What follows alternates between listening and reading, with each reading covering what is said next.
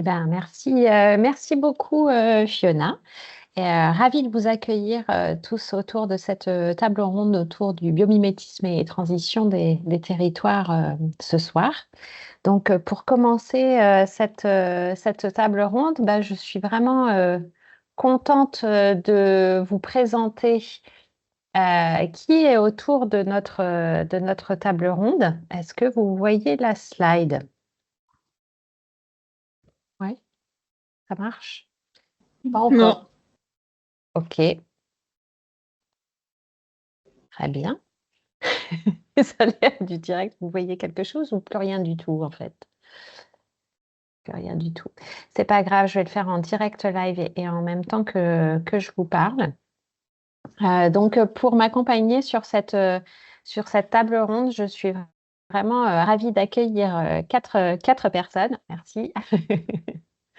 Quatre personnes qui ont un lien et qui ont des choses à raconter passionnantes sur le sujet du biomimétisme. Je commencerai par Christine Collomb, qui est à ma droite, en tout cas sur la mosaïque. Christine Collomb, qui est directrice de programme innovation pour Transdev France, qui va nous apporter un super témoignage autour de l'utilisation du biomimétisme dans le cadre de son entreprise et qui du coup va être représentante de cette partie entreprise. Olivier Massico, qui est aussi à ma droite, peut-être à votre gauche du coup, qui est cofondateur et coordinateur de la recherche Action Territory Lab, et qui va être une personne aussi très intéressante à notre table pour faire le lien entre ben, justement l'académie, les territoires et l'action que l'on peut avoir autour de tous ces territoires. Et puis Benjamin, qui est aussi juste à côté de moi, à ma droite, qui est adjoint au maire à la ville d'Annecy, adjoint sur la transition, et qui est aussi cofondateur et associé au sein de RCOP. Et pour ma part, comme le disait Fiona, je suis responsable de programme innovation au sein de GEM et plus particulièrement GEM Labs. Et ma mission est notamment d'identifier les tendances en émergence, les nouvelles méthodes d'innovation que l'on peut utiliser en entreprise, dans les collectivités, au sein des établissements.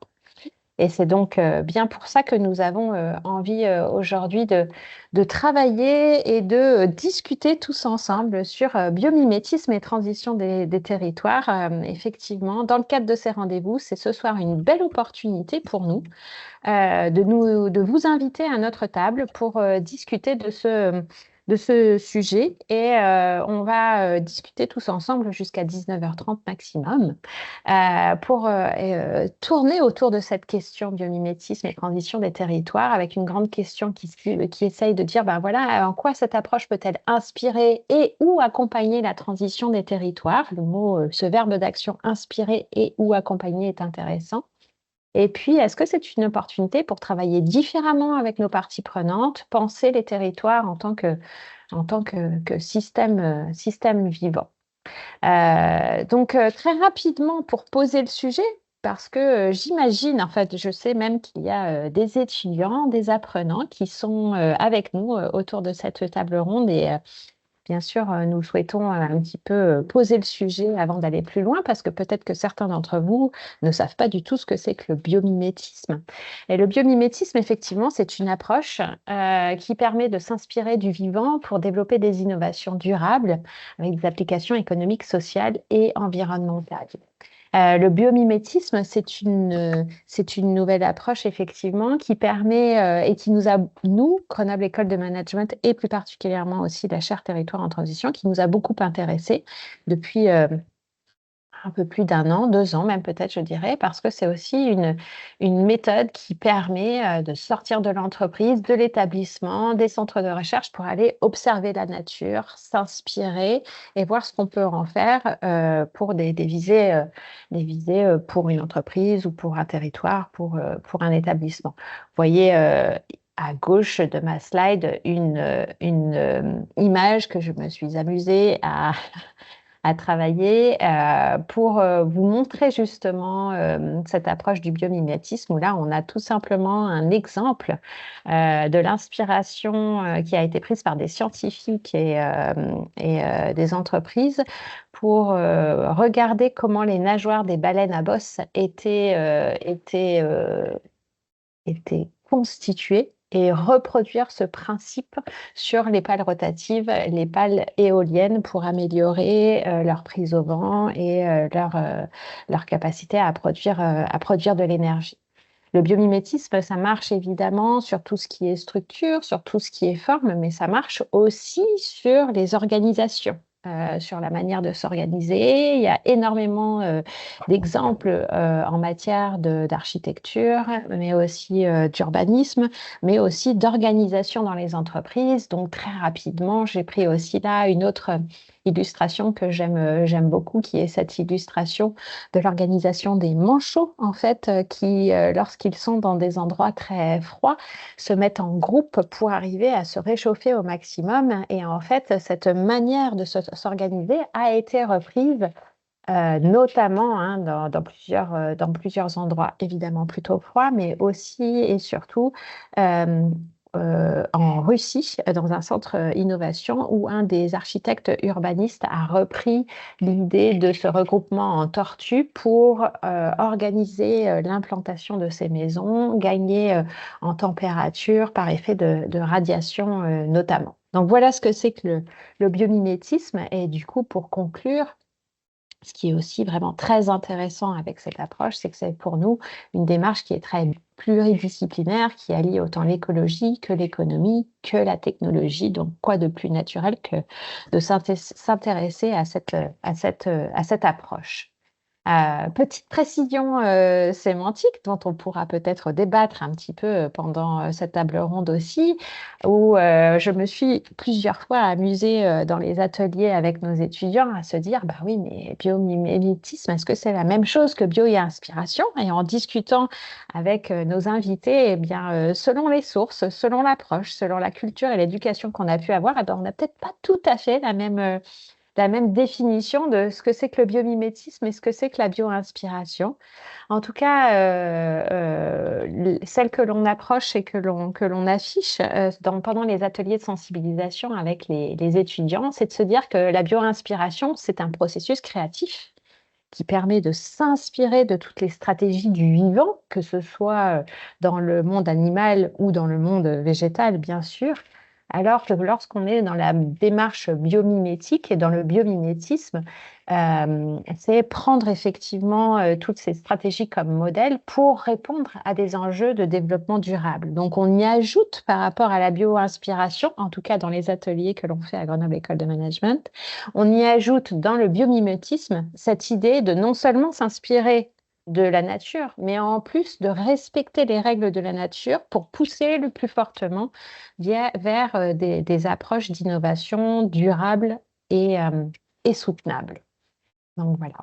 Très rapidement aussi, pourquoi on s'intéresse beaucoup au biomimétisme à Grenoble École de Management et comment on a lancé cette thématique. Bien, nous faisons des ateliers de sensibilisation au Team Lab auprès de tous les étudiants qui sont à l'école, sur tous les niveaux. Nous avons expérimenté la démarche sur l'un de nos incubés. Nous avons des étudiants diplômés qui sont en train de monter leur start-up que je vous invite à aller voir, qui s'appelle Canyon, qui est de la viande séchée et pour lesquels nous avons travaillé, nous avons appliqué la méthode du biomimétisme pour les aider à réfléchir sur un emballage pour cette viande séchée qui serait la plus biomimétique possible et du coup la plus responsable, la plus durable possible. On a travaillé aussi très récemment sur un concept issu de l'excellent livre que je ne saurais que vous recommander de Arnaud Florentin, dont le titre est Et si l'antidote à l'urgence climatique était la diversité économique, dans laquelle il pousse fortement le concept des forêts productives pour aider les territoires à être plus résilients. Et du coup, c'est une approche que nous avons aussi testée et expérimentée dans le cadre de l'un de nos ateliers dans le cadre de la chaire Territoire et Transition pour travailler sur la thématique zéro artificialisation nette. On fait cette table ronde aujourd'hui. Et puis aussi, nous avons lancé depuis cette année un MS spécialisé Management for Sustainability and Transition. Je crois qu'il y a quelques étudiants dans la table ronde aussi qui sont là pour nous entendre et qui sont des étudiants qui sont aussi plus particulièrement sensibilisés au biomimétisme. Voilà comment, pour l'instant, on utilise le biomimétisme à l'école. Alors, sans plus attendre, euh, j'ai envie de lancer un petit peu la discussion avec nos invités et je vous propose de commencer avec une approche qui est très concrète et le témoignage de Christine.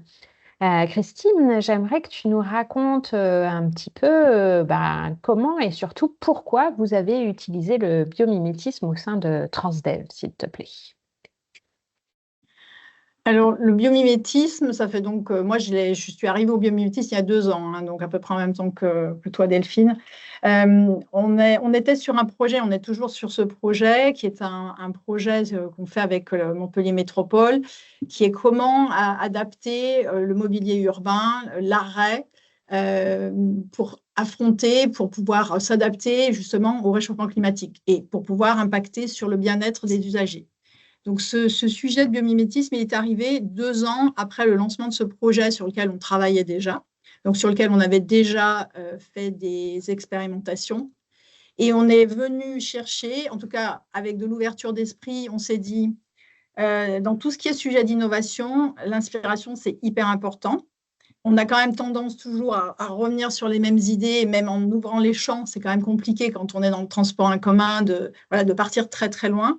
Et donc, on s'est dit qu'il fallait vraiment qu'on se dirige vers le biomimétisme pour voir justement qu'est-ce que ça pouvait apporter de plus au sujet sur lequel on avait déjà mis des expérimentations. Donc là, pour vous décrire un petit peu les expérimentations, de toute façon, il y a des photos, tu les montreras après, donc c'est bon, on les verra après.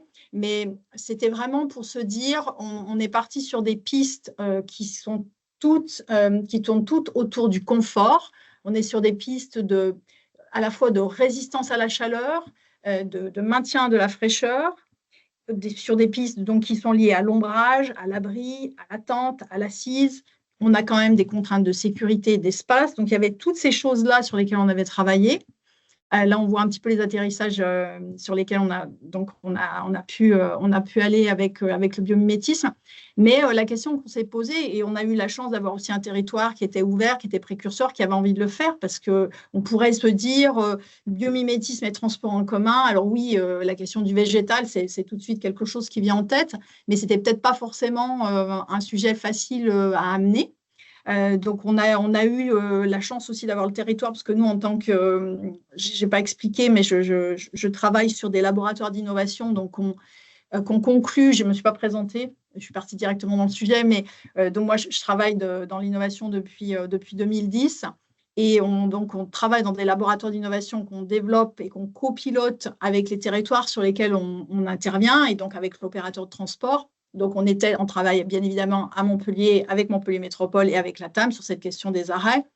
Et donc, du coup, on s'est dit quelle inspiration supplémentaire peut-on amener à toutes ces briques techniques qu'on a déjà testées, qui étaient donc déjà des prototypes avec des assises en terre crue, de la céramique, des dossiers justement en céramique, des ombrières qui facilitaient une ombre plus large.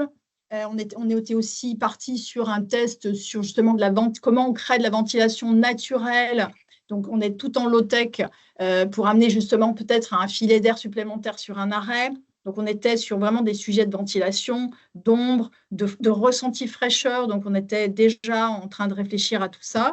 Comment est-ce qu'on impacte à la fois la température et comment est-ce qu'on impacte également le ressenti de l'usager, comme quand on met ses pieds sur de la céramique l'été, on se sent déjà plus au frais alors que la température ambiante est la même. Et donc, cette rencontre avec l'agence Bioxégie, a été hyper intéressante parce que on avait déjà un cahier des charges hyper instruit, hyper précis, beaucoup de contraintes. Et donc, on leur a donné ça. Et on leur a dit, bon, ben maintenant, allez faire votre étude. Et j'étais hyper curieuse parce que c'est vrai que le processus innovation, nous, on le suit. Et je l'ai développé il y a une dizaine d'années, il y a même un peu plus d'une dizaine d'années. Et on voit bien que quand même, comme je disais, cet input d'inspiration est hyper important parce que, bon, derrière, il y a beaucoup de sueur pour arriver à faire atterrir un projet et le mettre en œuvre. Mais voilà, j'étais très curieuse de voir qu'est-ce que cela pouvait amener en plus. Et donc, du coup, je les ai notés parce qu'on ne les a pas tous utilisés, mais on a atterri, donc on a lancé l'étude de biomimétique avec Bioxégie et on a atterri avec eux. Ils ont été très rapides, hein. Moi, ce qui m'a plu aussi, c'était la réactivité, hein, du processus.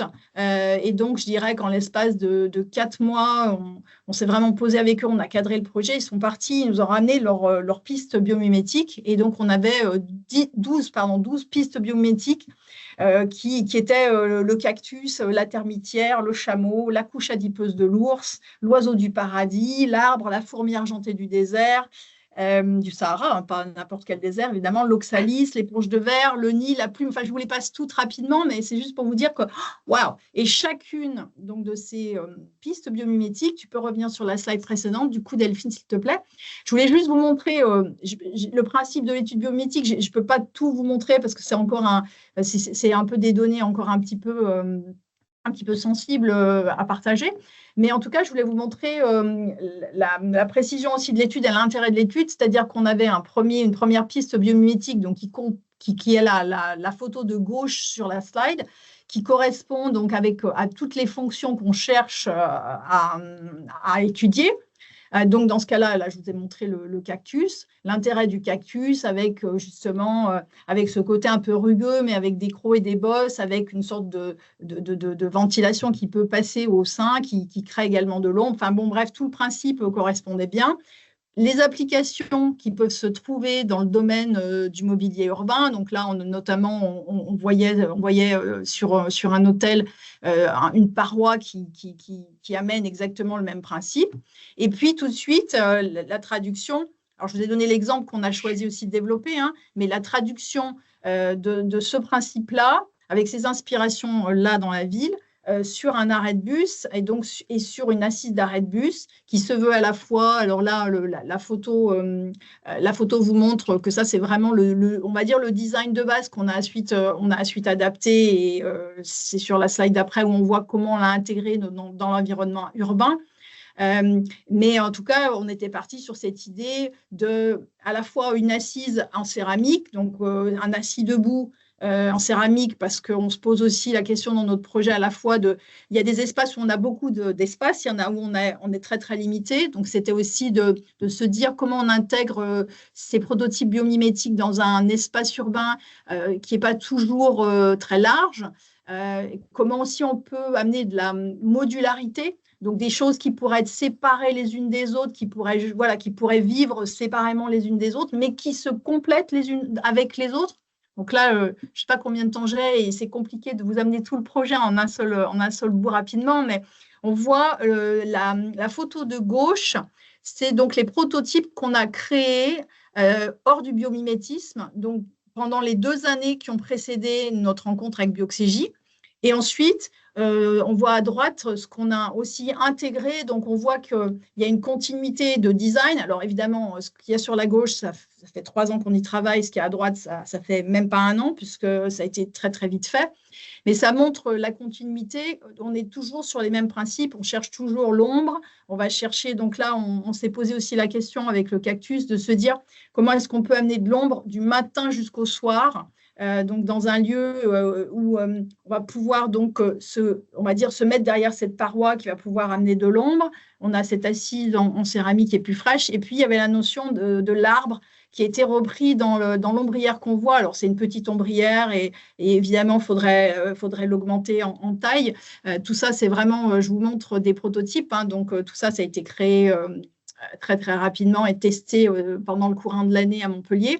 Et l'idée aussi, c'était de dire on a besoin d'ombrières qui vont faire passer aussi l'air. Donc, on est parti sur le principe de l'arbre avec des superpositions plutôt qu'un on va dire qu'une surface complètement en un seul bloc. Et là, donc, du coup, il y a plusieurs couches qui créent cette ombrière.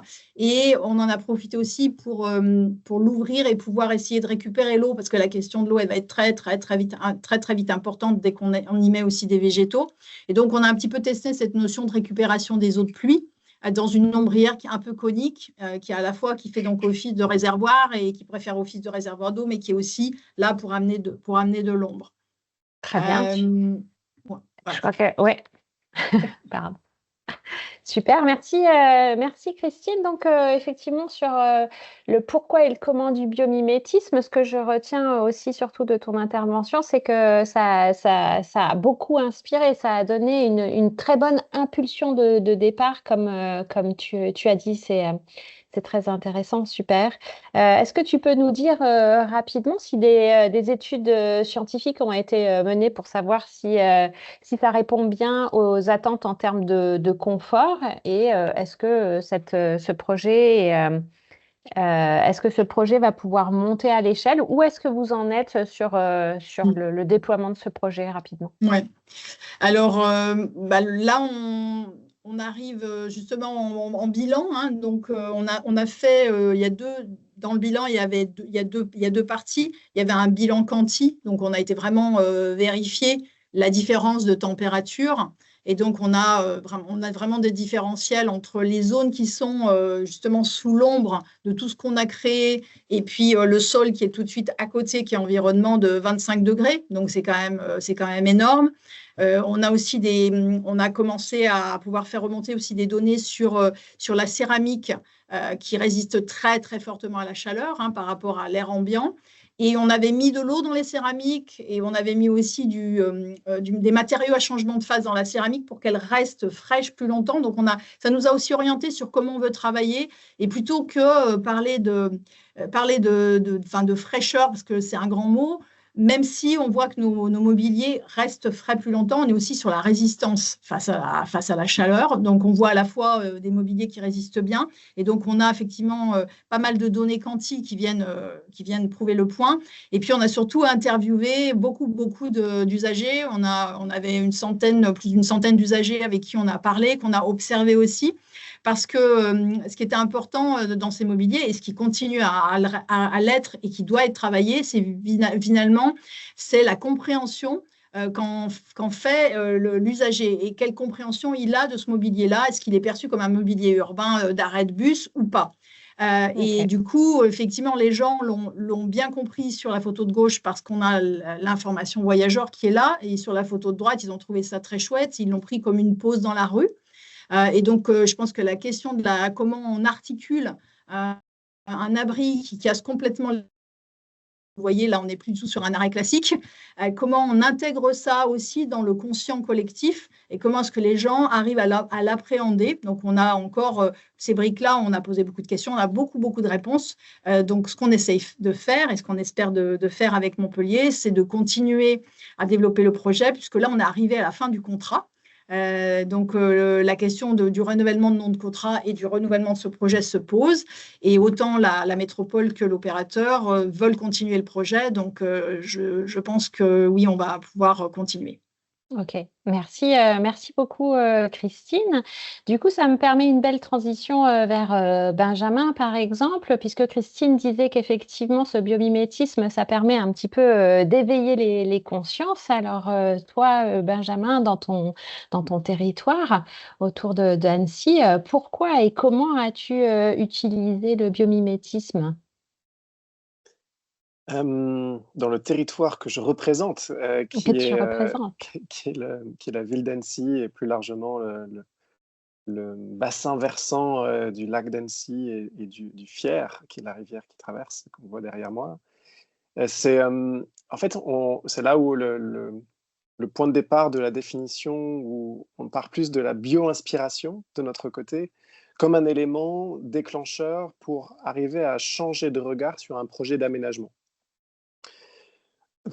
Pardon. Pour ceux qui connaissent un petit peu le fonctionnement des collectivités territoriales, un projet d'aménagement urbain, c'est assez classique, on va dire, aujourd'hui, et ça a été très peu revisité. il y a une surface de mètres carrés disponible, il faut l'aménager enfin, il faut l'aménager. Il faut trouver des solutions d'aménagement. En l'occurrence, aujourd'hui, on a une crise du logement forte sur Annecy, comme à beaucoup d'endroits attractifs dans la région Auvergne-Rhône-Alpes. Et cette question-là, du coup, la crise du logement, c'est il y a de l'emplacement et on va créer du logement. Et il y a bref, un trou, une cheville, c'est la version classique de la chose, sans forcément se poser de question de quelle est la capacité de charge de cet espace que nous avons à disposition. Alors, si on élargit, quelle est la capacité de charge de notre commune et de notre territoire au sens large. Et donc la bio-inspiration, ça vient de repartir des éléments fondamentaux du vivant. C'est la question à se poser au départ. Quel service nous rend le vivant aujourd'hui sur notre territoire? Quels sont les services écosystémiques disponibles et possibles par le vivant sur le territoire? Dans notre cas, cette parcelle dont je vous parle, enfin, ce projet d'aménagement à visée régénérative, on a voulu le faire sur une parcelle qui, justement, vient susciter de l'interrogation dans un endroit stratégique, qui est une ancienne parcelle des serres municipales de la ville d'Annecy. Donc, un foncier qui nous appartient, et ça, c'est hyper important, c'est qu'on a la main sur le foncier. Je dis « on », c'est la collectivité à la main, ce qui n'est pas toujours le cas. Quand ce sont des parcelles privées, on n'a pas de levier autre que des leviers type plan local de l'urbanisme. Ici, le levier, quand on dispose du foncier, c'est que c'est nous qui créons les règles où on peut aller plus loin encore. Et donc l'inspiration, elle vient du vivant, elle vient de la question de la coopération qui est intimement liée à cet endroit-là. Donc comment on se met autour de la table, acteurs, utilisateurs de cette parcelle, de ce lieu qui sont les anciennes serres municipales, qui se situent à 2 pas du lac, on est à quasiment 4 hectares de parcelles disponibles. Et donc, dans une logique, si j'essaye de préciser un petit peu les propos, d'aménagement à visée régénérative, ça veut dire quoi? Ça veut dire qu'on va partir non pas des besoins du nombre de personnes qu'on veut loger, mais des besoins du nombre de personnes que l'on peut nourrir, par exemple. Et donc, combien de personnes sur cette parcelle-là peut-on nourrir à travers une activité maraîchère, par exemple? Et il se trouve que depuis 2020, il y a un maraîcher qui est installé à cet endroit-là, de manière temporaire, pour juste développer son activité et tester son activité. Et il se trouve que ce maraîcher fournit un peu plus d'une centaine de paniers. Et donc on est parti de cette idée que si on veut recréer du vivant sur le territoire, recréer des zones plus productives d'un point de vue biodiversité, alors c'est s'appuyer aussi sur les logiques alimentaires et sur les logiques de production agricole. Et il y a une autre dimension là-dedans, c'est qu'il y a la question des services techniques de la ville qui occupent aussi cet espace. Donc comment on fait collaborer, coopérer un maraîcher avec des services techniques? Quelle symbiose, si je reprends le langage de la question le langage du biomimétisme ou de la bio-inspiration, quelle symbiose on peut imaginer entre des services techniques de la ville, des espaces verts, et un maraîcher? Il se trouve aussi que sur cette parcelle, il y a des jardins partagés, occupés par les habitants de la ville, qui eux-mêmes en fait ont une culture vivrière et nourricière de l'alimentation. Dans tout cet espace-là, le point clé, c'est la question de la coopération et la question de comment on fait le lien entre tous ces acteurs et comment tous ces acteurs se retrouvent autour d'un langage commun. Et la première chose que la bio-inspiration nous a enseigné, c'est d'arriver à se mettre au diapason et de s'aligner avec ce même vocabulaire, en partant de nos besoins respectifs en tant qu'entité partie prenante de cette parcelle, en partant également de la capacité de charge de cette parcelle-là, des effets de seuil qu'il peut y avoir à certains endroits pour chacun, à la fois en tant que partenaire, c'est-à-dire de quoi on a besoin pour vivre, de combien de logements on a besoin de mettre, quel type de système on peut imaginer pour arriver à avoir une production, pour avoir de l'eau, pardon, qui reste sur cette parcelle et qui est régénérée sur cette parcelle-là. En fait, on va aller chercher très loin sur tous les mécanismes, alors, sur les questions d'énergie, sur les questions de l'eau, sur les questions du déchet, bien entendu, et du déchet qui n'est pas un déchet finalement, qui est une ressource pour d'autres, la question du compost, la question... Voilà. En fait, le biomimétisme a été un filtre à cet endroit-là pour nous mettre tous d'accord sur une visée, sur une vision et une visée d'aménagement urbain. C'est encore pas aujourd'hui une méthode que l'on peut appliquer de A à Z. Peut-être qu'Olivier aura une autre version ici. Pour nous, et pour les collègues que j'ai réussi à embarquer, mes collègues élus et des services également de la ville, c'est plus une source d'inspiration et une source d'alignement sur les enjeux que nous avons aujourd'hui et donc de réajustement des priorités. Que la priorité n'est peut-être pas forcément de vendre systématiquement ce foncier pour en générer un maximum de revenus, mais peut-être il est là pour régénérer les sols. Il peut être là pour régénérer le lien social sur cette parcelle-là. Voilà. Super. Merci Benjamin. Oui, ce que je retiens effectivement, comme tu le dis, c'est que cette bio-inspiration, c'est une démarche qui est vraiment venue vous re-questionner en tant qu'élu. Et puis aussi, ce deuxième aspect qui est super intéressant, qui dit que c'est aussi une démarche qui vous permet de vous aligner, d'avoir un vocabulaire commun, de vous repositionner ensemble sur un projet. Donc, c'est très, très intéressant. Merci pour ce premier témoignage. Alors, je ne vois plus Olivier, j'espère qu'il est là. Et Olivier, du coup, belle transition et merci Benjamin. Toi qui, du coup, es cofondateur et à la tête de cette entité Territorida, est-ce que tu pourrais nous en dire plus puisque tu es à la tête de 6 années d'expérience sur toutes ces approches bio-inspirées pour les territoires. Selon toi, est-ce que c'est déjà une méthode ou pas encore? Où en sommes-nous? Moi, je te vois, Delphine. Je ne sais pas si vous me voyez. Super. Ouais, ok. Merci, on t'entend. Bonjour à tout le monde. Moi, je voulais un peu juste peut-être expliquer ce qu'est le Territory Lab, parce que ça permettra de poser l'introduction de ce qui me fait atterrir sur les questions de bio-inspiration territoriale. Donc, le Territory Lab, c'est une recherche-action-transmission qui s'est créée il y a 7 ans dans le territoire de la vallée de la Drôme. Bon, pour ceux qui connaissent, en fait, sur le territoire de la Drôme, il y a un projet de territoire qui est nommé BioVallée, qui est un peu un projet pionnier en France, même en Europe, hein, sur les questions de transition territoriale. C'est une trajectoire d'un territoire rural du bassin versant de la rivière Drôme qui, il y a 50 ans, vous avez des 68 arts là, qui ont commencé à s'intéresser par l'agriculture biologique, donc en gros par la régénération des sols, à toute la dynamique en fait, de vie du territoire qui passait par la rivière et par l'économie, et qui se sont mis en mouvement avec une vision qui était le fait de se dire qu'au moment où tout le monde était plutôt dans du développement urbanistique ou du développement touristique, on va dire, des territoires, leur enjeu, c'était de préserver le territoire pour plutôt en faire un territoire de qualité au niveau écologique, et donc parier sur le fait qu'ils étaient à l'avant-garde en fait, d'une vision. Voilà, une vision différente, donc ils faisaient un pari, en fait, en quelque sorte. Et j'ai envie de dire, peut-être aller 40 ans plus tard, il y a des nouvelles générations, parce que le territoire de la Drôme, c'est un territoire quand même voilà, rural, mais avec une démographie positive. Il y a beaucoup de néos, dont je fais partie, qui sont arrivés. Et donc, du coup, il y en a certains qui ont commencé à s'intéresser à la question de BioVallée et de la trajectoire de ce territoire, et de se poser la question de savoir pourquoi ce territoire il était aussi dynamique sur les questions de transition. Voilà, c'est ça qui nous a fait bouger et qui nous a mis en mouvement sur la recherche-action. Et globalement, nous, l'intuition qu'on avait, c'était le fait de se dire, il se passe quelque chose ici qui est particulier. Les anciens, en tout cas les fondateurs de BioVallée, parlent de territoire école. Donc, où sont les savoirs? Voilà, qui les capitalise?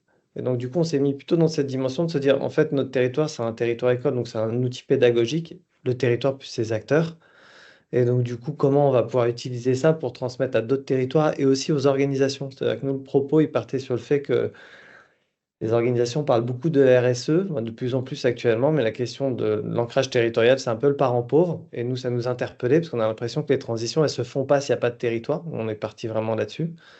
Et donc, du coup, on s'est dit, on va se remettre en recherche de comprendre pourquoi ce territoire il est si dynamique. Action, c'était le côté de se dire, mais si on utilise simplement ce qui se passe sur le territoire, mais qu'on ne restitue pas à notre territoire, c'est un peu compliqué. Donc on s'est mis en mouvement en action, qui était plutôt de l'organisation d'événements, et je reviendrai là-dessus. Et après, transmission, c'est simplement un processus qui est très intéressant, c'est que quand vous captez des savoirs, la meilleure façon euh, de les modéliser et de savoir s'ils sont pertinents, en fait, c'est de les transmettre parce que vous prenez du feedback et le fait de devoir les transmettre vous oblige en fait à modéliser, à structurer. Voilà, donc ça, on est parti là-dessus. Et dans ce mouvement-là, il y a une rencontre d'un biomiméticien qui s'appelle Tarek Çekçak, qui est un peu une référence en France. C'est Monsieur Biomime français, On est donc il y d'accord. a un écologue, voilà, que je vais voir tout à l'heure. Et en fait, Tariq, quand il est venu, lui, il travaillait sur les approches intégrées, intégratives, en fait, territoriales. Il travaillait dans l'équipe du commandant Cousteau. Il était directeur scientifique. Et du coup, quand il est venu dans la vallée de la Drôme, nous, on l'a fait venir parce que bio-vallée, biomimétisme, ça nous intéressait, en fait, de confronter les deux. Voilà, pour savoir s'il y avait une intuition, en fait, proche ou autre. Et lui, ça l'a tout de suite marqué en disant, non, mais en réalité, moi, je trouve que c'est génial ce que vous êtes en train de faire là et j'aimerais bien en fait essayer de transférer les enjeux du biomimétisme sur les questions territoriales.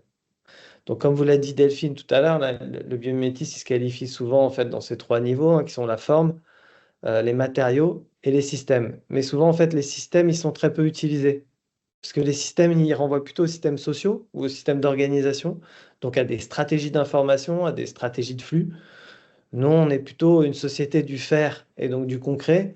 Donc, bah, comme Christine vous l'a présenté, on va. Bon, déjà, ce qui est énorme, hein, parce qu'aujourd'hui, en éco-conception, qui utilise le biomimétisme en fait jusqu'au bout, c'est très rare, quoi. Donc, du coup, en tout cas, d'aller jusque-là, mais c'est vrai que les formes sont souvent plus faciles en fait à utiliser. Les matériaux, ça demande, c'est souvent plus compliqué parce que ça demande de la R&D plus poussée. Et c'est vrai que les systèmes, c'est plus abstrait, donc les gens n'y vont pas. Donc, on est plutôt parti en fait sur cette dimension-là. Et chemin faisant, après, ça nous a amené en contact d'autres territoires qui finalement avaient des formes de bio-inspiration, et ça, j'y reviendrai. Voilà, et donc du coup, moi, c'est ce cheminement-là qui m'a amené en fait à la bio-inspiration. Donc je ne vais pas rentrer dans tout ça, ça c'est l'histoire du Territory Lab. Et du coup, je voulais vous partager deux schémas, comme ça permettra d'avoir un peu de là où on parle en fait dans la recherche-action Territory Lab. Là, on arrive au bout d'un cycle de 7 ans, là, donc du coup, on a quelques éléments capitalisés. Donc il y a un premier schéma qui est celui-là, vous le voyez? Oui, super.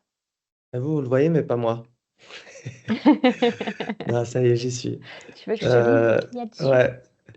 Donc, du coup, c'est un travail qu'on a avec le CEBIOS, qui est le Centre d'études et d'expertise au biomimétisme et l'Institut des futurs souhaitables, pour ceux qui connaissent, dans lequel donc, vous avez à la fois des collectivités ou des établissements publics comme le CEREMA, enfin voilà, quelques collectivités qui nous ont suivis, je ne vais pas toutes les citer et autres. Et en fait, ça a été plutôt de se dire qu'aujourd'hui, alors, moi, je vais vous parler de bio-inspiration, je vais vous expliquer pourquoi après. Mais qu'en gros, si vous voulez, en fait, la question de la bio-inspiration, de l'inspiration du vivant ou du biométisme, c'est une question d'imbrication d'échelle. Voilà, c'est une espèce de fractal, voilà, avec des enveloppants. Et souvent, quand on regarde, ce qui est intéressant avec la bio-inspiration, c'est que bon, il y a la dimension produit, donc c'est ce qu'on a vu avec l'abribus, voilà, qui est une forme en fait, puis qui vient s'intégrer dans la dimension souvent du bâti ou du quartier, qui lui-même s'intègre dans la ville, qui lui-même s'intègre dans le territoire et voire sur la planète. Et qu'en gros, l'inspiration du vivant, elle est intéressante parce que elle travaille elle peut aider à travailler toutes ces dimensions-là. Mais ce qui est intéressant, c'est quand même toujours regarder les enveloppes supérieures pour qu'en fait, un produit soit au service soit d'un bâtiment, soit d'un quartier, soit d'une ville, donc la régénération, soit d'un territoire, mais en tout cas d'essayer de travailler en fait ces différentes échelles. Donc c'est avant tout une approche systémique en tant que telle. Et donc du coup, c'est assez intéressant de le penser comme ça parce que souvent en fait, on va prendre une partie et on la relie pas en fait aux autres. Voilà, donc du coup, il y a ça. Et si vous voyez, en fait, dans ce mouvement-là, il y a marqué approche culturelle du ménagement en bas et émergence de formes régénératives. Si vous voulez, aujourd'hui, en fait, nous, le propos, c'est de dire que les questions de bio-inspiration, de biomime, c'est avant tout des processus culturels. C'est-à-dire que travailler sur un abribus, c'est génial, mais en fait, la puissance de ce que vous êtes en train de faire, c'est d'amener des acteurs à comprendre des nouvelles formes d'usage et à voir qu'en fait, on peut trouver des inspirations dans le vivant. Mais quand on trouve des inspirations dans le vivant, c'est une manière de se réapproprier notre lait en vivant. Et que finalement, c'est ça le processus de transformation le plus puissant, c'est que nous, on est une société qui est complètement déconnectée en fait du vivant, voilà, qui s'est extrait un peu de tout ça, et donc qui doit réapprendre, on va dire, l'art d'être en relation avec le vivant, quoi. Et donc cette approche culturelle du ménagement, elle est vraiment axée sur le prendre soin. Et le prendre soin, alors vous avez l'Institut Michel Serres qui va vous parler de la santé commune, c'est-à-dire prendre soin des individus, des systèmes sociaux et des écosystèmes, et plus globalement de la Terre. Mais donc les trois sont interreliés. Et qu'en fait, pour nous, si vous voulez, c'est que ces approches culturelles du ménagement, bio-inspirées, vont nous amener, en fait, après coup, à des émergences de formes régénératives, comme on a vu sur l'abribus. Mais que c'est un mouvement, c'est pas l'émergence de la forme créative n'est pas un objectif, en fait, en soi. Il est intéressant, mais pour ça, il faut changer sa manière de voir et sa manière de penser. Et donc, du coup, ça m'amène sur le deuxième schéma. Et après, comme ça, j'ai fait le tour, en fait, de mes schémas. Euh, Ça nous donnera c'est... des occasions de rebondir sur ces schémas. Je trouve ça très, très, très, très inspirant. Merci. Et donc, du coup, ça, c'est le deuxième qu'on utilise. C'est pourquoi, en fait, comme le disait Benjamin, en fait, sur la question de la bio-inspiration, puisque du biomime, alors que Tariq est un biomiméticien, ça a été le fait de se dire que souvent, le biomimétisme, c'est une vision presque scientifique, en fait, du vivant. C'est-à-dire, c'est la vision occidentale, la culture occidentale qui s'est mise à réétudier, on va dire, scientifiquement les écosystèmes et les espèces. Et dedans, elle a pu apprécier et identifier des grands principes qui sont réguliers, qui sont un peu comme des bons vieux principes, en fait, un peu comme on appelle ça le bon sens paysan d'une certaine manière. C'est-à-dire, c'est des choses qu'en fait, bah, par exemple, je sais pas, c'est que le vivant, en fait, il se structure du bas vers le haut. Voilà, c'est une réalité, qu'il fixe le carbone par essence, que, en fait, qu'il utilise l'eau comme solvant universel, qu'en fait, il se structure sur un design intelligent de l'information. Enfin, voilà, ça, c'est un peu des grands principes qui émergent, en fait, du biomimétisme. Et après, vous avez des stratégies qui sont spécifiques à des espèces. Donc qu'on retrouve pas de manière un peu normée dans les écosystèmes, mais qui sont spécifiques. Et donc, du coup, pour nous, l'idée, c'était de se dire que finalement, la bioinspiration, elle doit aller un peu plus loin, qu'il faut la déboîter juste, en fait, de l'observation et l'inspiration des autres espèces. Il y a de la bioinspiration interhumaine, mais ça, on a quelques difficultés, en fait, à l'accepter, en fait. Les mouvements écolos, ils ont plutôt cette tendance à se dire, voilà, le vert, c'est génial, en fait, les espèces, c'est génial, c'est là où, en fait, sont toutes les solutions, alors que c'est pas vrai.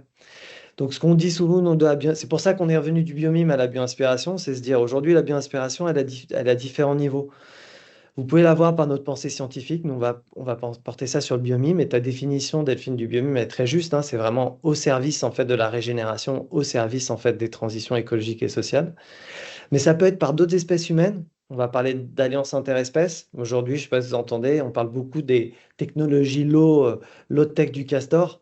Donc, sur la manière, à travers l'hydrologie régénérative, d'aider en fait l'eau à s'infiltrer ou en tout cas aller moins vite dans les rivières, donc moins inciser les rivières. Donc, voilà, typiquement, on va faire une alliance avec le castor sur sa manière de faire et on va recopier ces modes de structure. En fait, aujourd'hui, c'est en train de se développer dans pas mal de territoires.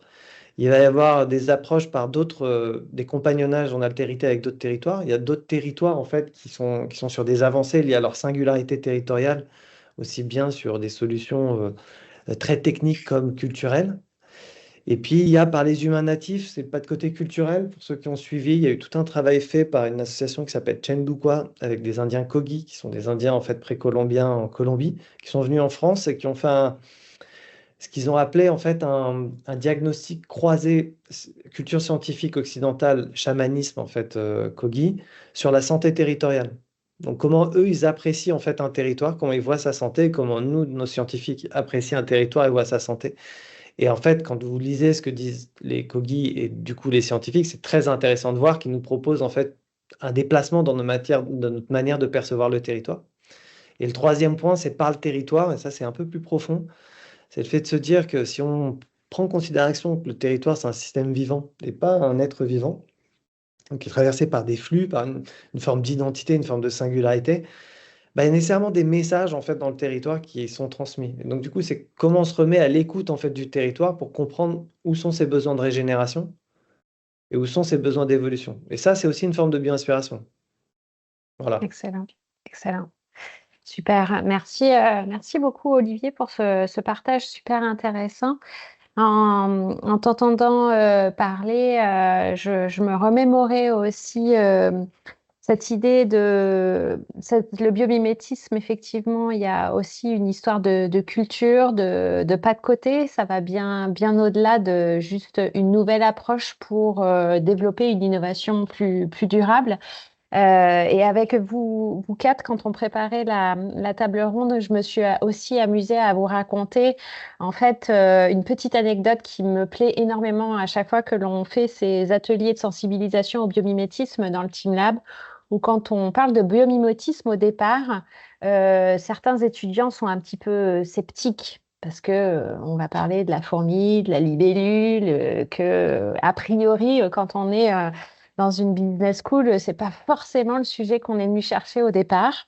Mais quand on fait ces ateliers de sensibilisation, j'adore cette nouvelle posture de l'étudiant qui, au bout d'une heure et demie, 2 heures, finalement, n'a plus le nez plongé dans son écran, dans son ordinateur, et tout d'un coup, se met dans sa chaise comme ça et regarde par la fenêtre pour aller regarder la nature. Donc, on en est encore à la toute première étape, mais n'empêche qu'il se passe quelque chose avec le biomimétisme et c'est aussi pour ça que moi, je trouve ça super intéressant et passionnant, surtout à titre, bien sûr aussi à titre perso.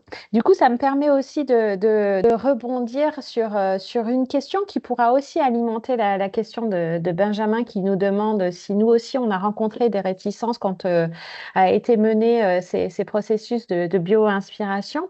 Et du coup, Christine, est-ce que tu peux revenir un petit peu sur ton projet pour nous raconter un petit peu justement comment il a résonné au-delà de l'arrêt de bus et de la transformation de l'usage sur l'arrêt de bus que vous avez pu avoir? Est-ce que tu as pu noter une certaine résonance avec les parties prenantes, avec les autres acteurs du territoire? Qu'est-ce que ça a généré comme résonance?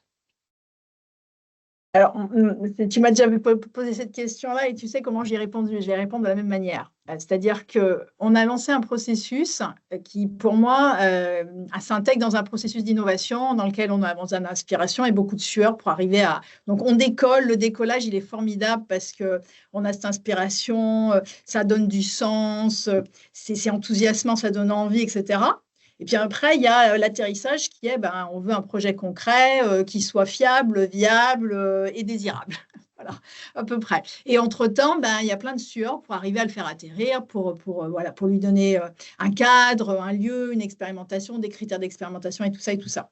Donc, moi, ça m'a fait beaucoup réfléchir les questions que tu m'as posées parce que c'était la première fois finalement je devais me dire, ça fait 10 ans que je suis sur le processus innovation, qu'est-ce que le biomimétisme amène de plus à mon processus d'innovation. Puisque quand tu me parles de la question collective, je pourrais très bien dire oui, avec le biomimétisme, on a super bien bossé avec tous les artisans locaux. Mais en fait, on avait déjà travaillé avec les artisans locaux avant. Donc, on ne peut pas dire que c'est grâce au biomimétisme qu'on l'a fait. On s'était intégré dans un collectif d'artisans locaux et c'est avec eux ils ont même été chercher la terre de Montpellier et ils ont fait les assises en terre avec la terre de Montpellier. Donc, on a vraiment été… C'était génial d'ailleurs de travailler avec ces collectifs d'artisans et il y avait beaucoup de professions parce que là, on touchait à des métiers sur les céramistes, même sur des ingénieurs pour arriver à mesurer la ventilation de notre tour avant qui n'a pas vraiment très bien fonctionné en ouvert comme ça, mais qui a quand même démontré qu'on arrivait à produire une source de ventilation. Et ce que je veux dire, c'est qu'il ne faut pas trop qu'on se focalise sur qu'est-ce que le biomimétisme il fait dans ce processus. Je pense qu'à partir du moment où on veut travailler en innovation et qu'on veut casser les codes, on est obligé de passer par certaines recettes comme travailler en collectif, mais avec toujours les mêmes… les mêmes angoisses et les mêmes préoccupations qui sont comment est-ce qu'on arrive à passer à l'échelle, est-ce que c'est un bon modèle économique qui est fiable pour les années à venir. Et moi, mon sujet maintenant sur ces mobiliers, c'est de se dire qu'est-ce qu'on a appris. Il n'y a rien qui a été fait sur le sujet justement des arrêts de bus, sur le biomimétisme et globalement pour affronter le réchauffement climatique. Donc, on est dans les premiers, nous, à se faire la main. Donc, on a besoin de temps aussi. Alors, temps court, temps long, c'est compliqué parce qu'il faut aller vite et en même temps, il ne faut pas faire n'importe quoi. Donc, on essaye de se dire, OK, on continue d'appliquer, on va dire, un processus d'innovation classique, mais peut-être que je réfléchissais tout à l'heure à qu'est-ce que ça amène en plus, parce que c'est vraiment la question du jour. Pour moi, c'était vraiment l'impulsion de départ et on en a parlé, Benjamin l'a rappelé, c'est vraiment cette multiplicité des pistes qu'on avait au départ et cet enthousiasme qu'elle procure, parce que c'est vrai que des fois, même les débuts d'un projet, ça peut être un peu compliqué. Là, on avait tellement de belles choses à faire. Après, que ça crée du collectif, oui, certainement, mais ça doit en créer de toute façon. Donc, est-ce que ça en a créé plus? Oui, parce qu'on a été chercher voilà, de la terre. C'est vrai qu'on a travaillé des choses en termes de perspective, finalement, pour arriver sur des… Moi, c'est ça que j'ai trouvé intéressant, c'est que le cahier des charges, il était le même. Donc, on leur a demandé les mêmes choses qu'on avait demandé à notre designer local avec qui on a fait du super boulot. Et donc, l'atterrissage, il est sur des choses un peu différentes, qui ont plus de sens, parce qu'effectivement, voilà, ça amène cette question du sens et de se rapprocher de la nature. Ça a beaucoup plu évidemment à nos usagers, parce que quand on leur a parlé de ça, waouh, la peau de l'ours, l'arbre, évidemment que tout le monde veut se rapprocher de la nature. Donc, si ça aussi, si ça fait avancer ce débat-là, eh ben, tant mieux, je dirais. Mais je n'ai pas senti, nous, dans notre processus d'innovation, là, qui est bien huilé depuis 10 ans, je n'ai pas senti que sur l'aspect collectif, ça avait amené… évidemment qu'on travaille en collectif, mais ça avait amené des artisans intéressants. Moi, c'est vrai que c'est la première fois que je travaille aussi près avec des choses comme la céramique. Et ce pas de côté, il est énorme pour nous. Effectivement, quand on part du principe de dire on va travailler sur quelque chose qui ressemble à la couche adipeuse de l'ours, si on va mettre ça sur un arrêt, il y a un moment où voilà, il y a intérêt à amener du résultat.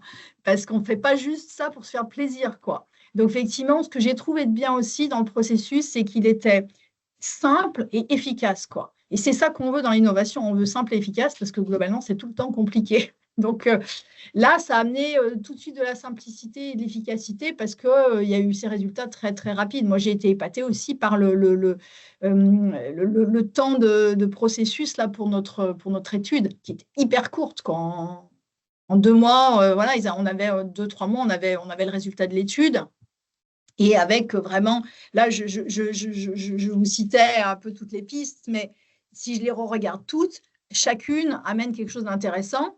Mais j'en reviens, après, derrière, il y a voilà, un processus d'innovation, ça ne se fait pas juste comme ça. On sait que ça prend du temps, ça prend de la ressource, beaucoup de ressources. Et donc, il y a des choix qu'on a dû faire. Et donc, on a dit, OK, on part sur cactus, on part sur arbre et on part sur ours. Mais on aurait pu se dire, on part sur oiseau du paradis, fourmi argentée du Sahara, parce que ça aussi, ça nous intéressait. Et c'est comme ça, d'ailleurs, qu'on est rentré en contact avec Bioxégie. Mais c'est sûr que ça amène ce décalage. Et toi, tu disais, pas de côté, c'est vraiment hyper important. Et c'est du coup, l'important, c'est aussi d'avoir un territoire qui est prêt à le faire, quoi. Donc, moi, j'aurais pu… voilà, j'ai vu qu'il y avait une ouverture. On avait aussi beaucoup de confiance parce que ça faisait déjà plusieurs années qu'on travaillait en confiance avec eux. Donc, c'est aussi quelque chose qu'on amène avec à quelqu'un, un interlocuteur, un partenaire avec qui on travaille depuis un peu de temps. Parce que, ouais, comme tu disais, tes étudiants disaient, mais c'est quoi ce truc-là? À quoi ça sert? Est-ce que c'est pas juste de la com? Est-ce qu'on n'est pas en train de juste se faire plaisir, quoi? Bon, là, moi, je peux pas vous dire, demain, je déploie 360 arrêts, j'adorerais, hein, parce que l'histoire, elle est largement pas finie et qu'on a encore plein de choses et plein d'apprentissages à révéler. Mais en tout cas, ça nous a mis clairement sur la bonne piste, ça a confirmé qu'on était déjà sur la bonne piste et que le chemin, il est long parce qu'il faut quand même qu'on continue à démontrer comment on arrive à insérer ça dans l'espace urbain. Et surtout, la question, elle est comment est-ce que proactivement, et ça, c'est important, quel que soit le projet, mais de se dire sur le réchauffement climatique, en tout cas, moi, c'est mon sujet, c'est maintenant qu'il faut qu'on puisse proposer des modèles. Pour pouvoir les intégrer demain, quoi. Et cette question-là, on voit qu'il y a le plan national d'adaptation au réchauffement climatique. Mais nous, il faut qu'on soit là dans cette opportunité avec justement des mobiliers qui cassent les codes. Et comme je disais, moi, j'étais hyper contente de voir que les gens nous disent finalement, on est content d'avoir autre chose que juste un abri en verre dans lequel on va crever de chaud avec un banc en ferraille qui monte à 60-70 degrés. Et ça, c'est une évidence pour tout le monde, mais on est encore face à ce problème-là. Donc, je pense que la route, elle va être longue, mais qu'on est bien engagé. En 2 mots. Intéressant. Du coup, ça me permet aussi de rebondir sur un autre verbatim que Benjamin avait eu et que je trouvais qui était très intéressant par rapport à toutes ces problématiques autour de la transition des territoires, l'inspiration qu'on peut avoir avec le biomimétisme, la bio-inspiration. C'est cette histoire du temps long. Euh, Benjamin ou Olivier, je crois que Benjamin, c'était toi qui m'avais dit, moi, quand j'ai été formée au biomimétisme, cette histoire du temps long, elle m'a choquée et elle m'a inspirée. Est-ce que c'est une opportunité, une menace pour le biomimétisme? Qu'est-ce que c'est que cette histoire du temps long? Peut-être là, ici, c'est justement le point de départ, c'est tout ce qui nous amène aujourd'hui à nous questionner sur la façon de faire un projet urbain, de faire un abribus ou de penser un territoire. C'est la question de ce pourquoi on le fait, c'est qu'on a dépassé 7 des 9 limites planétaires aujourd'hui, on a atteint des seuils qu'on est en train où on arrive dans l'inconnu. Et donc, on se doit de faire différemment. Un certain Einstein disait qu'on ne peut pas résoudre les problèmes avec les méthodes de pensée qui l'ont engendré. Et je pense qu'ici, la bio-inspiration est une des sources qui nous permet de changer de paradigme dans la façon de faire. Et la question qui était posée aussi dans le chat, qui venait d'un participant ou d'une participante, je n'ai pas le nom, c'est les réticences. En fait, je ne crois pas qu'il y ait de réticences. Je pense que c'est surtout une incompréhension sur le fait qu'on fait différemment. On utilise un autre mode de pensée. En tout cas, pour moi, la question de la bio-inspiration ou du biomimétisme, c'est un autre mode de pensée. Avec la vision large qu'Olivier partageait tout à l'heure, qu'il décrivait très bien, et moi, avec ma petite parcelle dont je vous parlais tout à l'heure, ça s'insère dans un quartier, ce quartier dans une ville, sur un territoire, et ce territoire, malheureusement, je n'ai pas, moi, réussi à l'embarquer dans une vision plus large de la bio-inspiration. Et donc, cette question du lien avec le temps long, un mandat électoral pour une collectivité, pour un maire, c'est 6 ans. En 6 ans, transformer, c'est encore un grand mot, mais transformer un territoire en 6 ans, c'est quasiment impossible. La Bio-Vallée, c'est, Olivier nous partageait 20-30 ans. C'est à peu près ça, Olivier? 40? 40? 40 ans. 4 ans ou 40 ans? Non, 40 ans peut-être. En fait, c'est des trajectoires de transformation dont on parle. C'est pas, et on va effectivement sur un levier de transformation culturelle. Et donc, transformation culturelle, c'est 1 à 2 générations. Et à cet endroit-là, le mandat électoral ne correspond pas. Donc, et c'est pour ça, là, on peut imaginer des choses et transformer des choses à un certain niveau, l'échelle peut-être d'une parcelle, peut-être d'un quartier. À l'échelle d'une ville, on s'inscrit dans le temps long. Et le temps long politique, malheureusement, on le perd aujourd'hui, on le perd de vue. Il y avait une proposition d'ailleurs de l'Institut des futurs souhaitables, il me semble, qui avait été élaborée par Mathieu Baudin, qui était de recréer un ministère du temps long au sein du gouvernement pour reposer ce sujet-là qu'on délaisse. En fait, on est dans l'immédiateté. Et là, l'immédiateté, parce qu'il y a du résultat, parce qu'il y a soi-disant de l'impact, mais cet impact-là, sur quelle base on le mesure et sur quelle point de référence. Donc ouais, c'est ça qui vient me travailler aujourd'hui en tant qu'élu, et sur lequel je pense qu'il y a un enjeu de transformation aussi de l'éducation et de la formation à la fois initiale et en continu. Effectivement. Merci Benjamin. Et toi, Olivier, du coup, c'est toi le plus expérimenté sur cette observation de la démarche du biomimétisme dans les territoires, avec ces 7 années d'observation. Justement, qu'est-ce que tu en penses, toi? Effectivement, c'est une belle inspiration, mais encore et toujours, c'est pas une recette miracle. Mais qu'est-ce qu'on a comme élément? Comment est-ce que tu as vu évoluer cette démarche? Et qu'est-ce qui continue de te donner espoir et envie? Moi, ce qui me donne envie et espoir, en fait, c'est mes gosses, hein. C'est mes enfants. Enfin, tu vois, je suis père et donc, du coup, c'est c'est de me dire que moi, j'œuvre en fait sur des choses voilà, qui vont dans le bon sens pour elles. Moi, j'ai été un peu formé à la Pierre Rabhi, là, et Pierre Rabhi, c'est quelle planète laisserons-nous nos enfants et quels enfants laisserons-nous à la planète. Donc, moi, je suis plutôt porté par ça. Maintenant, pour les questions de biomime et bioinspiration,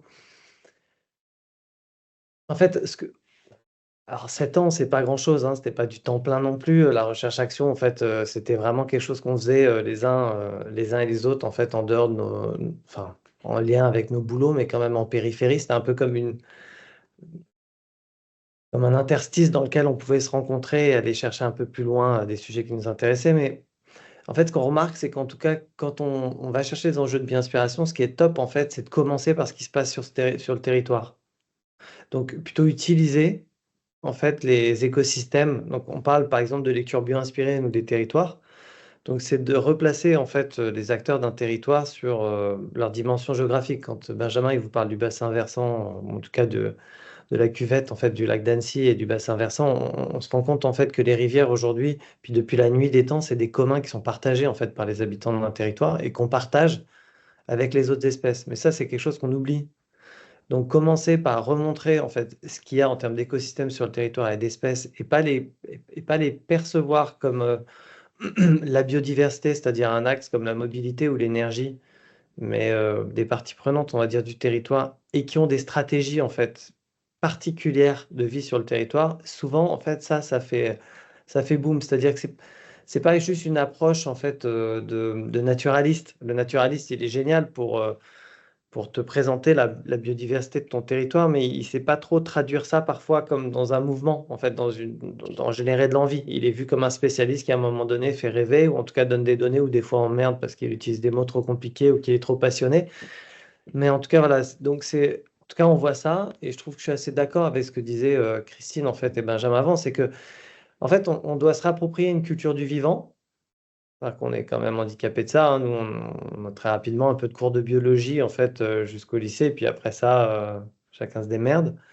Et après, il y a une autre culture qui est la culture de la coopération. Voilà, en fait, coopérer, on n'a jamais appris, mais ça se décrète pas. C'est quelque chose en fait. Donc, il y a, c'est du essai-erreur. Et la troisième culture dont on parle beaucoup, c'est celle du territoire. C'est-à-dire on ne sait pas ce qui s'est passé, on ne connaît pas la trajectoire de notre territoire, on connaît pas ces grandes phases d'évolution. Et donc, il y a un besoin de réappropriation. Parce que tant qu'en fait, il n'y a pas de commun, c'est difficile en fait d'aller sur des enjeux de bioinspiration et de biomime.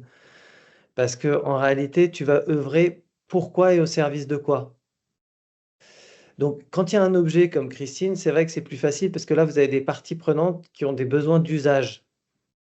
Donc, l'usage, en fait, il facilite des fois des dynamiques d'innovation et d'autant plus que c'est matériel. Sauf que souvent, derrière les usages matériels, il y a, comme le dit Christine, en fait, un objectif de performance, d'efficacité de temps et d'argent qui fait que tu aboutis, mais qu'en même temps, tu n'as pas vraiment le temps de faire des processus culturels un peu approfondis avec les parties prenantes et ça. C'est comme en fait la concertation dans les zones d'activité de concertation dans l'aménagement.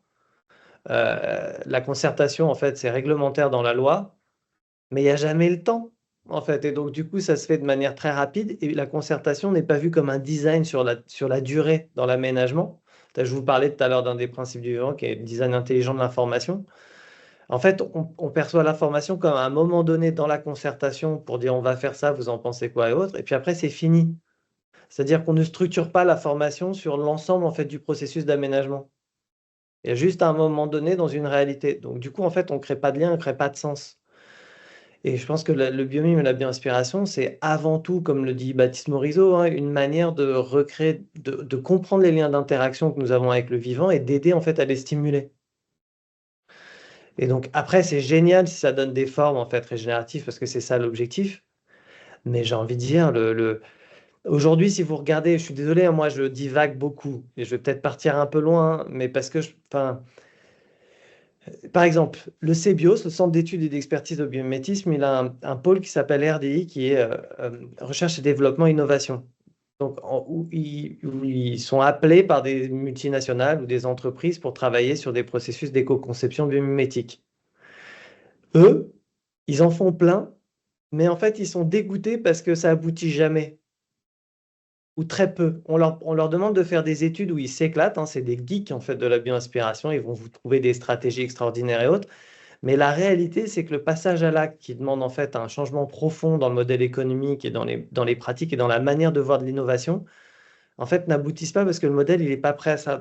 Donc, au final, leur intervention sert surtout à acculturer. Mais sauf que comme c'est vu par le prisme de l'objet, une fois qu'on a une étude, nous, en fait, on peut faire sans, enfin, voilà, on peut arrêter. Voilà. Donc, du coup, la question, elle est plus aujourd'hui que, et je terminerai là-dessus, nous, ce qu'on observe, c'est que vous avez des acteurs qui, avant, ne s'intéressaient pas à la question territoriale, qui aujourd'hui s'y intéressent, comme les entreprises, des associations. Il y a certaines collectivités qui commencent à se poser une question sur leur approche transverse en fait de la transition, c'est-à-dire qui sont très transition énergétique ou plutôt biodiversité, mais qui n'ont pas un regard en fait transverse, quoi, et qui ont envie en fait de faire des dynamiques territoriales en fait un mouvement territorial en fait partagé. Sauf que cette ingénierie ou ingéniosité culturelle, aujourd'hui, elles ne savent pas faire. Donc, par exemple, on a accompagné une structure qui s'appelle Ulteria, qui est une entreprise, une PME, qui a voulu développer un projet biomimétique sur son territoire. Mais en fait, les collectivités, elles ne l'attendaient pas là. Parce qu'elle, elle s'est déplacée dans sa manière en fait d'agir sur le territoire. Donc, c'est ça qu'il faut accompagner aujourd'hui. Et s'il n'y a pas de médiation qui est faite à ces endroits-là, vous vous retrouvez avec des chocs culturels que la collectivité en face, elle ne va pas comprendre pourquoi, à un moment donné, une entreprise, elle commence à s'intéresser à la transition écologique et sociale de son territoire. Donc, elle va freiner en fait la dynamique de l'entreprise. Et donc voilà, Intéressant. du coup, c'est en fait toute cette dynamique de lien qui est vraiment une dynamique du vivant, en fait, qui est à, à faire valoir, à valoriser, à nourrir en fait économiquement, mais en termes de ressources en fait aussi, et qui aujourd'hui en fait c'est un néant, hein. L'économie du lien aujourd'hui en France ou dans le monde en fait elle est inexistante. Il n'y a pas d'argent, c'est à base de bénévolat. Je le dis souvent, à base de bénévolat et de burn-out. Voilà. Les deux B, on va appeler ça les deux B. Bénévolat et burn-out. Intéressant. Est-ce que c'est un petit peu aussi ce concept que tu avais mis sous le chapeau tu m'avais parlé à un moment, on avait une discussion, tu me dis il faut passer de l'ingénieur à l'ingéniosité territoriale. C'est ce que tu viens un petit peu de décrire? Ouais, ouais, tout à fait. C'est un Ok, agriculteur de la vallée de la Drôme qui est un des cofondateurs de BioVallée qui disait ça, quoi. C'est qu'en c'est fait, ça. les enjeux là, c'est pas des enjeux purement rationnels, en fait. Ça fait partie à des formes d'intuition aussi, et des formes, enfin, on dit tout en tête, cœur, trip, en fait, hein. Ça fait appel au cœur et au trip. Et donc, du coup, c'est ingénieur, il y a cette dimension, en fait, scientifique, normée. Moi, j'ai un diplôme d'ingénieur hein, en mécanique, qualité. Alors, la norme, ça va, j'en ai mangé. Tu sais faire. Voilà, non, même pas. Mais je me suis vite échappé. Mais c'est plus le côté, en fait, cette ingéniosité, ça veut dire d'être en mesure d'être à l'écoute, d'être agile, de faire avec ce qui est. Enfin, voilà, d'avoir en fait un peu de douceur dans la manière de prendre soin. Enfin, voilà, toutes ces formes-là. Et sincèrement, je veux terminer là-dessus, mais moi, je me sens pas expert, en fait, aujourd'hui, hein, des questions territoriales, de transition territoriale. En fait, on est au début d'un champ qui est énorme, en fait, qui est hyper complexe, et en fait, où on tâtonne tous. C'est pour ça que nous, on parle de recherche-action. C'est-à-dire qu'on est vraiment mais comme toi, Christine, j'imagine, c'est un vrai processus de recherche, en fait. R&D, c'est ça, c'est de la recherche-action pour aboutir, en fait, à un objet comme ça. Ouais. Super. Merci beaucoup, Olivier. On voit tout toute notre conversation est quand même aussi en train de tourner autour de cette idée d'acculturation, d'éducation, de sensibilisation. Et je vois le temps qui s'écoule. On avait préparé ensemble aussi une dernière petite question où j'avais envie de vous poser la question, justement, vous, acteur praticien du biomimétisme, de la bio-inspiration dans ce territoire, et s'il y avait une prochaine action à faire en tant qu'école ou en tant qu'étudiant, qu'est-ce que vous aimeriez proposer ou suggérer à l'école ou à l'un de nos étudiants sur ce sujet-là?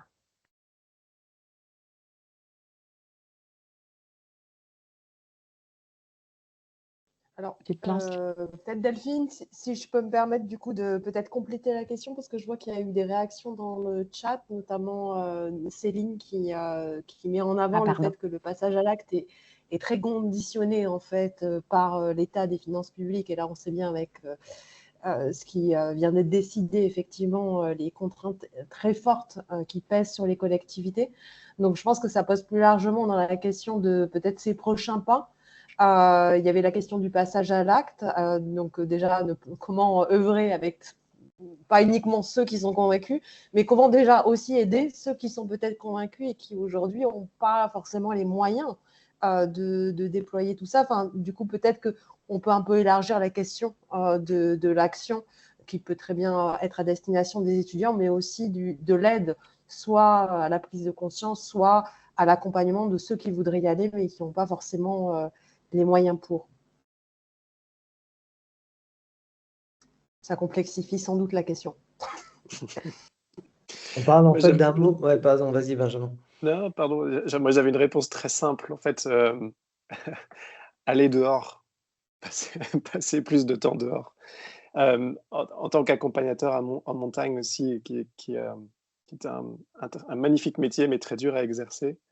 Moi, je pense qu'on a un déficit de nous, là, personnes derrière nos bureaux, dont je fais partie, et passer beaucoup trop de temps derrière un ordinateur à essayer d'imaginer des choses qui, en fait, se jouent sur le terrain, dans les relations humaines et interhumaines ou interespèces qu'ils peuvent avoir sur les territoires. Quand on parle, en tout cas, je parle là au sujet d'une approche territoriale. Et donc, passer plus de temps dehors, Tariq Shekshak disait, et c'est sa phrase d'ailleurs, qui reprend à Léonard de Vinci, va prendre tes leçons dehors, c'est là qu'est notre futur. Et je pense que c'est une des clés, clairement.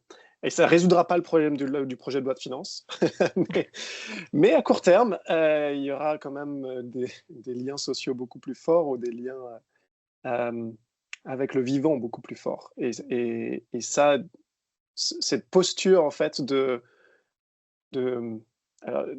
facilitateur, de tisseur de liens, de connecteur sur un territoire, on en manque cruellement.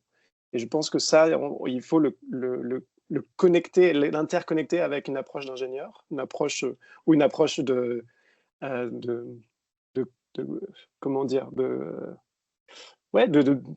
développeur. Il faut être aussi ancré et connecté. Ancré et connecté, excellent. Je veux bien répondre comme ça, ça va dans ce sens-là. En fait, moi, je trouve que, enfin, je n'ai pas de conseils, mais en fait, c'est plus, je pense que pour les étudiants, déjà s'intéresser à là où ils sont nés, ou en tout cas à un territoire en fait dans lequel ils sont ancrés, ou en tout cas en relation, de rentrer en fait dans son identité, d'aller chercher en fait ce qui s'y passe en lien à ses valeurs, c'est intéressant. Et particulièrement si tu fais une école de management qui risque de t'envoyer parfois très très loin. Enfin, je veux pas stéréotyper, mais en tout cas, voilà, ou pas. Mais en tout cas, je trouve en tout cas d'aller utiliser ce qu'on apprend dans son école, en fait, là où on est né, là où on a grandi, où là on a envie de s'implanter, en fait, et du coup d'avoir cette finesse de ce qu'on apprend dans les écoles aujourd'hui pour les mettre au service des territoires, je trouve ça intéressant. Du coup, dans ces dynamiques de lien. Et je dirais de l'autre côté, et je trouve que ça, c'est un enjeu de posture assez dingue, je trouve que quand on s'intéresse à la nature, en fait, à tout ce qu'elle peut apporter en termes de savoir, en fait, de connaissances et aussi de bien-être, ce qu'il ne faut pas sombrer, en fait, c'est alors, du côté obscur de la force, je ne sais pas trop, mais en tout cas, sur le côté, en fait, de la croyance que la solution, en fait, c'est l'écologie ou c'est la nature et autres, qui fait que quand tu rentres là-dedans, bah, tu as une posture, en fait, où tu ne peux plus être en relation avec certains autres acteurs du territoire, parce que pour eux, en fait, ta croyance, elle est inentendable. Donc, c'est-à-dire, c'était pour relier avec Benjamin, c'est-à-dire que les dynamiques d'interrelation, en fait, dans le vivant, elles sont pas communautaristes, en fait. Elles sont pas penchées par des idées, en fait, fermées, on va dire, sur le reste du monde. Il y a un enjeu d'adaptation et d'évolution constant.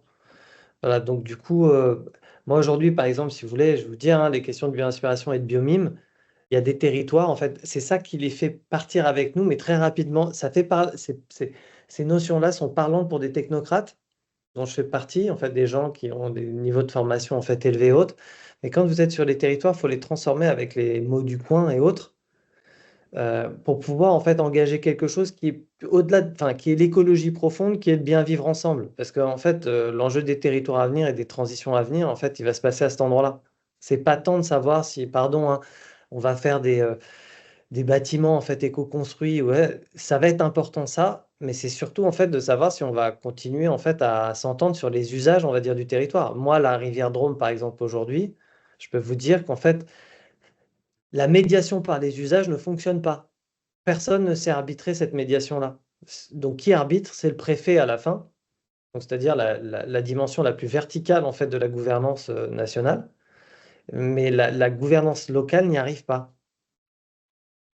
Voilà. Et donc voilà, donc j'ai envie de dire ça, c'est-à-dire de changer cette posture en fait de la croyance que l'écologie c'est la solution, c'est une part de la solution, mais il faut s'ouvrir en fait aux autres pour entrer dans des liens d'interaction. Écrit, voilà, j'ai dit. S'ouvrir. Et moi, j'ajouterais juste une chose parce que ça m'y a fait penser quand tu disais ça, c'est pourquoi, moi, je voulais vous dire aussi pourquoi on est arrivé aussi à lancer le biomimétisme à Montpellier, c'est parce qu'on se questionnait ensemble depuis un moment. Et la question, c'est le point de départ, c'est pas la solution, le truc super chouette qui fait envie. C'était quoi la question? Et la question, c'était comment est-ce on amène du bien-être à des usagers qui attendent un bus quand il fait chaud. C'était hyper concret. Et donc, en partant de ça, ben, comment est-ce qu'on ouvre les champs des possibles? Et donc, on avait déjà tracé notre route. On était parti sur plein de choses qu'on avait vues, mais plus sur des inspirations qu'on avait été chercher dans les pays chauds. Donc, voilà, comment est-ce qu'on crée de la ventilation dans un bâtiment, etc., etc. Mais en fait, on atterrit sur le besoin, de quoi on a besoin. Et là, tout de suite, ça répond à des choses qui sont hyper concrètes et qui permettent justement de relier ce qu'on a découvert avec un vrai usage et un vrai besoin. Voilà, je pense que voilà, je voulais ajouter ça. Super. Merci beaucoup à tous les trois pour ces belles inspirations. Je vois qu'il n'y a pas d'autres questions dans le chat. Fiona, tu voulais ajouter un mot avant de conclure sur tous ces mots forts qu'on a eus pendant cette table ronde? En tout cas, je vois qu'on retombe quand même très largement sur les questions de bien vivre. Et en fait, ce que je trouve assez intéressant, ce qui a été développé, c'est aussi qu'on voit bien que il y a vraiment le fait de se garder de ce prisme, on va dire peut-être naturaliste, pour justement se dire en fait comment je me décale pour aller me nourrir ailleurs. Et en quelque sorte, on pourrait se dire que ce soir, on a déjà fait un moment de bio-inspiration, hein, quand bien même on a tous été dans des bureaux plutôt métalliques ou autres, mais on a cherché à se décaler à travers différentes initiatives. Donc ça, je trouve que c'est assez intéressant de se dire que finalement, il n'y a pas la nature d'un côté, l'humain de l'autre, mais qu'il y a une histoire sociale de la nature, une histoire naturelle de l'humain, et que justement c'est comment on arrive à regarder ces multiples histoires de manière croisée, et justement regarder peut-être là où on n'a pas l'habitude de regarder sur les territoires. Alors, vu que tu m'as donné la main, je vais peut-être juste prendre ces 2 secondes pour en saisir avant qu'il y ait le mot de conclusion, pour vous dire qu'on va avoir 2 prochains rendez-vous qui vont quand même très largement connecter à cette question du biomimétisme et de la transition territoriale.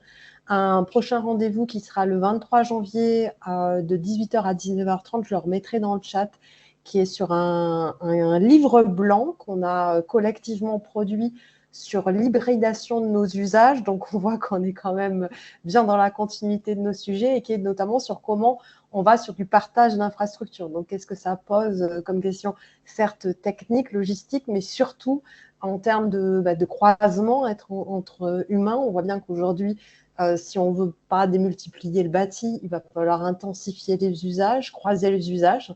Mais comment ça peut opérer? Donc, on a vraiment fait un benchmark de tout ça. On a produit du coup un livre blanc très opérationnel dont l'enjeu, ce sera justement de pouvoir partager ça avec le plus grand nombre. Donc ça, c'est en janvier. Et puis, il y aura aussi un temps qui sera plutôt autour des questions de bien vivre. Donc, deuxième continuité en lien avec le projet Cas Bien Vivre qui sera plutôt en juin. Et pour le moment, on n'a pas encore la date tout à fait exacte. Je vous mets les 2 rendez-vous qui peuvent être en 2 moments, on va dire, de prolongement sur ces sujets-là, je pense. Et Delphine, je te laisse la main pour la conclusion. Merci beaucoup, Fiona. Bah, je suis vraiment heureuse d'avoir eu cette discussion. C'est un petit moment aussi de rendre hommage à l'Institut des futurs souhaitables et à Tariq Shekshak qu'on a mentionné plusieurs fois dans cette table ronde et qui, à mon avis, fait partie des évangélistes et des personnes pionnières de la démarche qui savent passionner plus d'une personne sur le sujet du biomimétisme. Donc, merci à lui notamment. Sur le sujet de cette table ronde, on était réunis pour se dire, en fait, est-ce que cette méthode, elle inspire, est-ce qu'elle accompagne? Je crois qu'on est tous d'accord pour dire que oui, elle inspire, oui, elle fait un pas de coopté, oui, il y a au moins un premier émerveillement, il y a un côté, un aha moment qui est super intéressant. Ça reste difficile à conserver dans la durée. Que du coup, cette approche de biomimétisme pour les territoires, elle peut être une approche et une méthode d'accompagnement, mais qu'il reste du chemin à parcourir et que peut-être qu'une partie de ce chemin doit se passer dehors. Pas tant en opposition avec dedans, dehors, très loin, très proche, mais je pense que charge à nous, en tout cas, école et ou citoyens, d'arriver à rendre cette approche beaucoup plus simple et naturelle et pas mettre en contradiction des acteurs, mais arriver à faire la part des choses et à penser nos territoires comme un écosystème, être au milieu avec et ensemble pourra être vraiment intéressant. Voilà, je pense que nous sommes à la fin de cette table ronde. Merci à tous d'avoir passé ce moment ensemble. Merci à la chaire d'avoir organisé ce rendez-vous de la transition et à très bientôt sur d'autres rendez-vous ou sinon, vous savez où nous retrouver. Merci à tous et bonne soirée. Merci à toutes et tous. Bonne soirée.